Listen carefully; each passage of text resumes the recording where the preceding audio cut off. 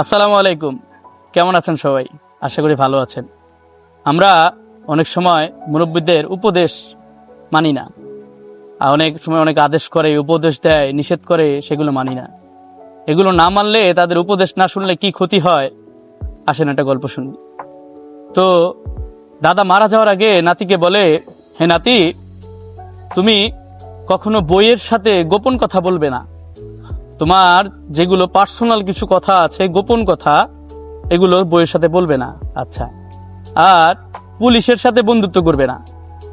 যদি পুলিশের সাথে বন্ধুত্ব করো তাহলে বিপদ আসতেই পারে। আচ্ছা। আরেকটি উপদেশ করলো, বাড়ির দরজার সামনে কখনো বড়ই গাছ লাগাবে না।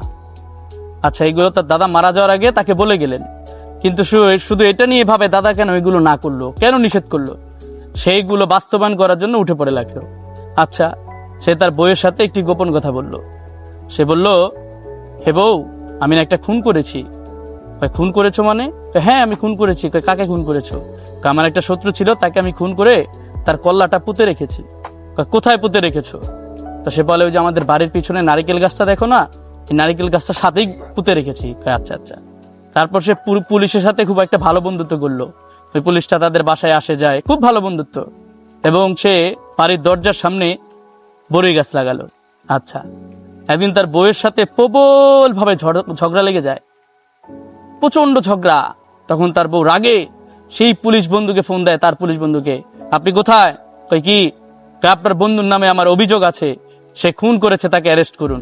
সে খুন করেছে মানে? হ্যাঁ, খুন করে বাড়ির আমাদের বাসার পিছনে নারিকেল গাছের সাথে তার কল্লা পুঁতে রেখেছে, আপনি আসুন, তাকে অ্যারেস্ট করুন।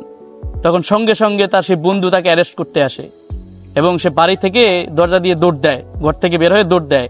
দৌড় দেওয়ার পথে বড়ই গাছের কাঁটার সাথে এলোমেলো হয়ে তার গায়ের সাথে লেগে যায় এবং সে বড়ির সাথে কাঁটার সাথে বেজে পড়ে যায়। কি বুঝলেন? মুরব্বীরাতে আমাদেরকে যে উপদেশ দেয়, এর পিছনে অবশ্যই কোনো না কোনো কারণ থাকে, রহস্য থাকে। তারা আমাদেরকে ভালোর জন্যই উপদেশ দেয় এবং আদেশ দেয়, নিষেধ করে। তো আমরা সবসময় এগুলো মেনে চলার চেষ্টা করব। ওনারা যা আদেশ দেয়, উপদেশ দেয়, যা নিষেধ করে, এগুলো আমরা সবসময় মেনে চলার চেষ্টা করব। এগুলো মেনে চললে আমাদেরই মঙ্গল। আসসালামু আলাইকুম, সবাই ভালো থাকবেন। যদি এই ভিডিওটি ভালো লাগে তাহলে অবশ্যই আশা করি একটি শেয়ার করবেন।